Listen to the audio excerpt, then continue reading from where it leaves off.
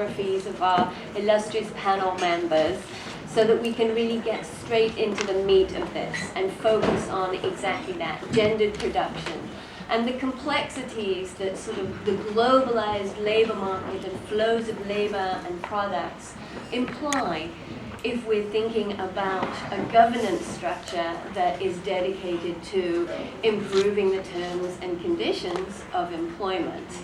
And the way we're going to start this panel is Judy Gerhardt is going to begin the discussion and really frame our analysis of global labor markets and rights.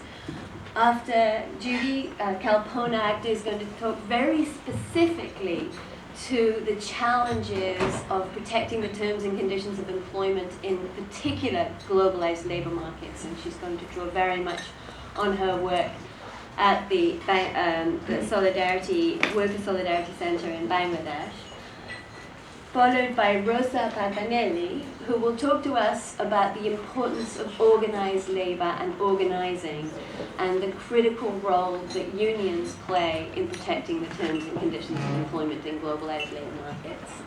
And after Rosa, Sally Rover from WeGo is going to talk to us about other forms of organizing and formalization and collectivism that can also make claims for rights in global labor markets. And finally,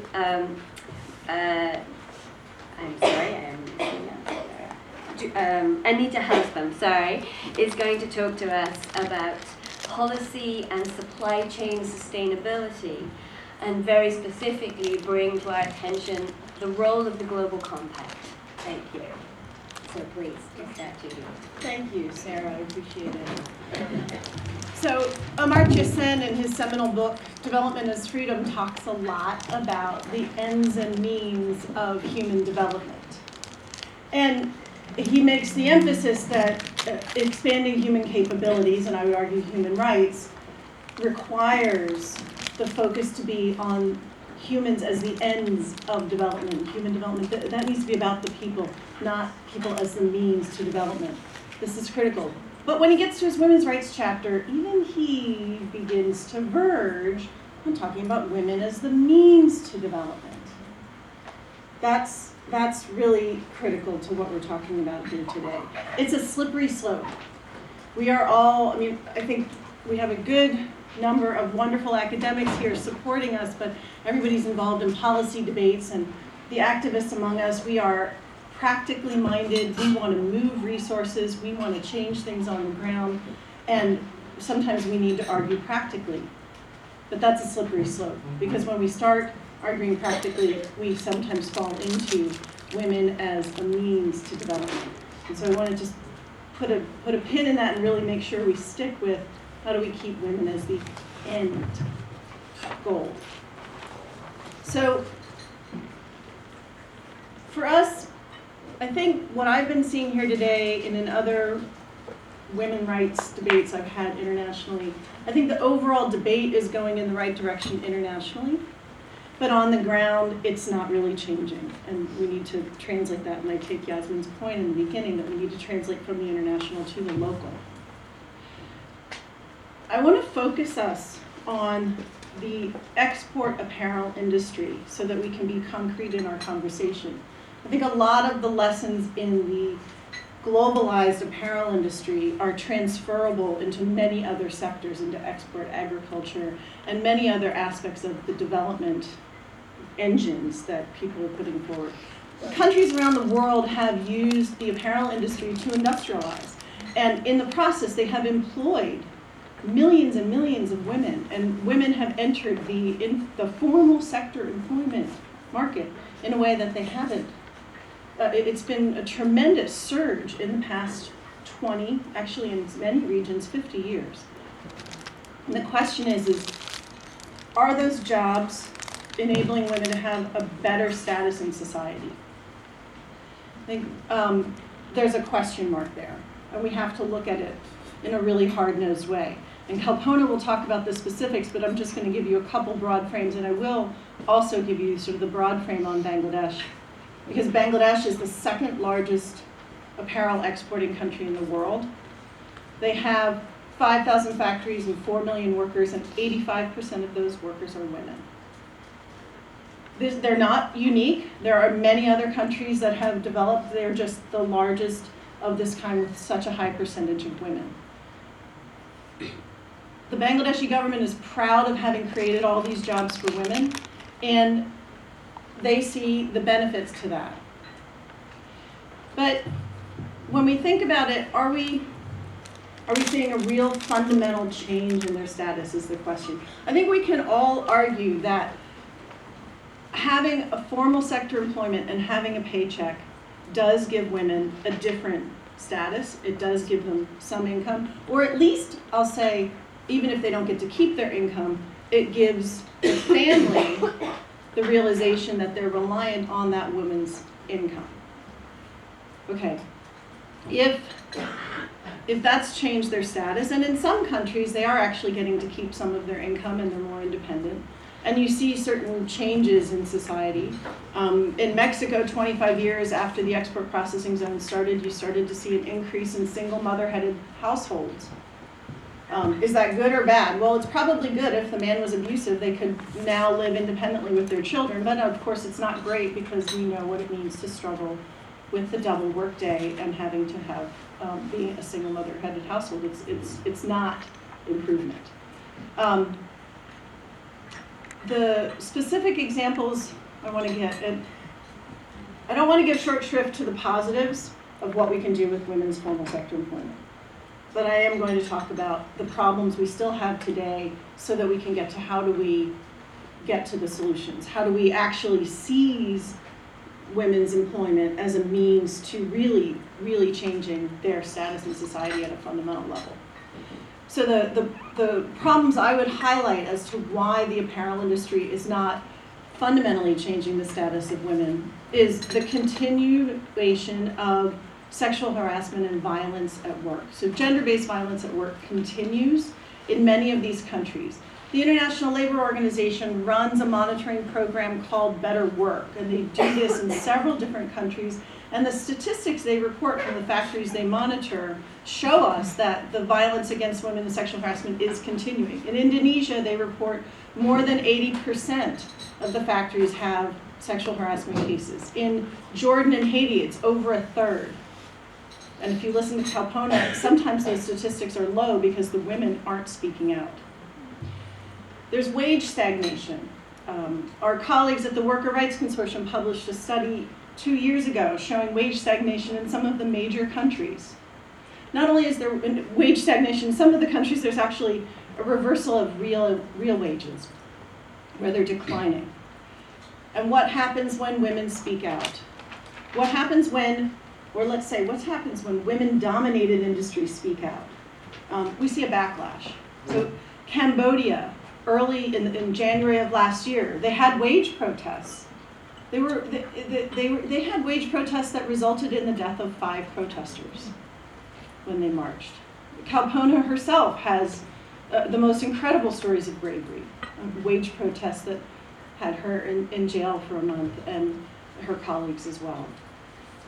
The other thing I think that's really stark, and we're coming up on the 2nd anniversary, and we have to not forget, if women are the great storytellers in history, we need to remember this story. Rana Plaza collapsed almost 2 years ago. April 24th this year is the 2nd anniversary. We're still looking for compensation for those workers. That's an industry that had been collapsing and experiencing fires on a continuing basis for more than a decade. It's dominated by women, and it basically had this abject neglect for the welfare and safety of the workers in that industry. 85% women. It's unconscionable, and when you think about it, it's really the same as the continuing statistics on sexual harassment and violence against women at work, which are paralleled at home. I think we need to address gender-based violence at work if we're ever going to change the status of women at home. We need to enable women to speak out at work and to speak up at work and to have some kind of power within their work situation, or will never change their status at home. These things are inextricably linked. I know it's a point that's been made on the earlier panel as well. So solutions. Perfect. Well, as I started, beware the slippery slope of programs that justify women's empowerment as a means. And there, I mean, with all due respect, there are a lot of programs now out there, corporate social responsibility programs, a lot of companies investing in women's empowerment, and these programs are talking about livelihoods. I had one company representative say to me, oh, we did training and we enabled the women in the factories to set up bank accounts. Okay, great. It's great to tell them how to save money, but can you also enable them to negotiate better wages?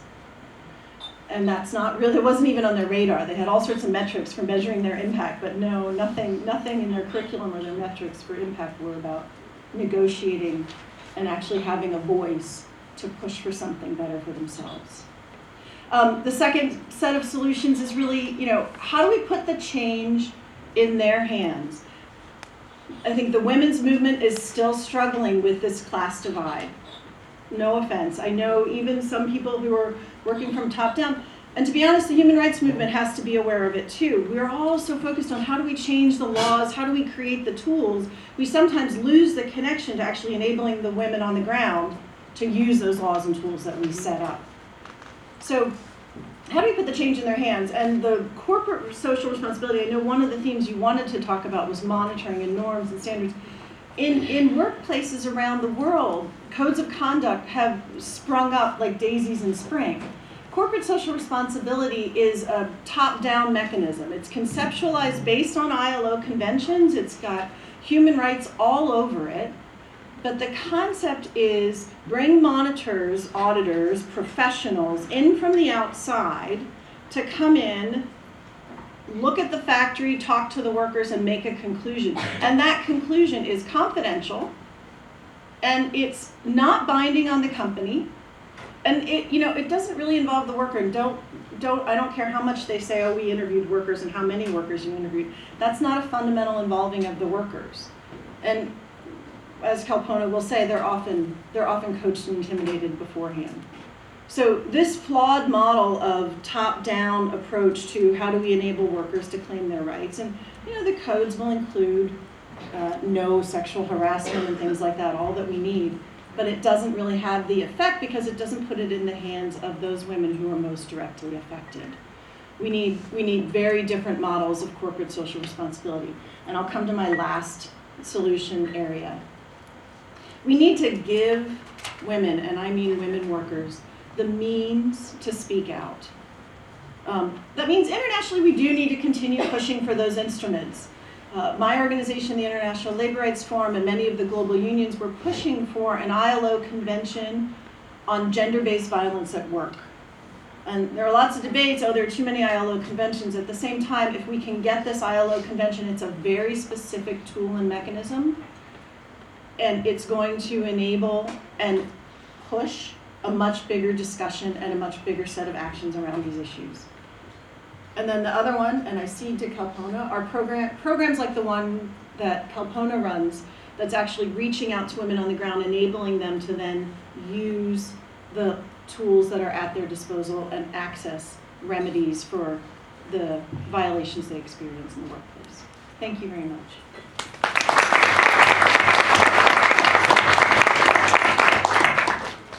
Thank you, Judy. Please go ahead, Kalpona. Thanks so much, Sarah.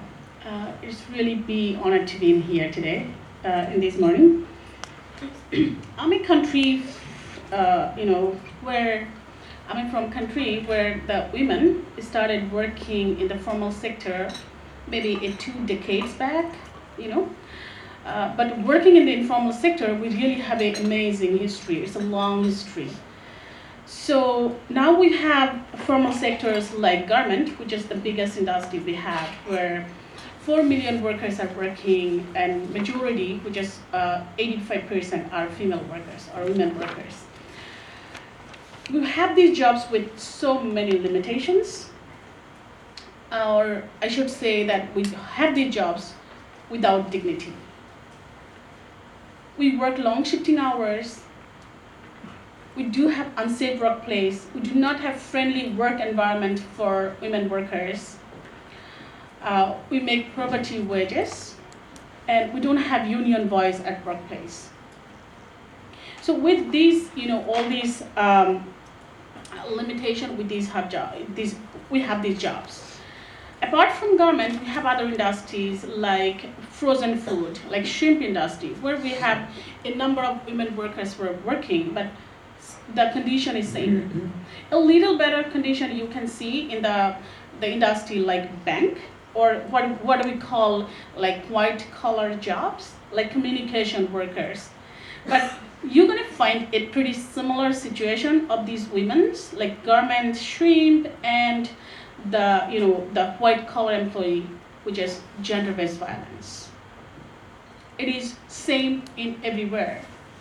But what happened? Don't we talk about that? No, we don't, because we have been taught not to talk about that. We taught women, you can face all these, but you cannot talk about it. It's your fault. You have, faced sexual harassment. It's your fault. So that we all have always been taught at home by our, parents, siblings. That we taught in our factory by supervisors. No. Your coworker haven't done anything with you. It's you who provoked that situation.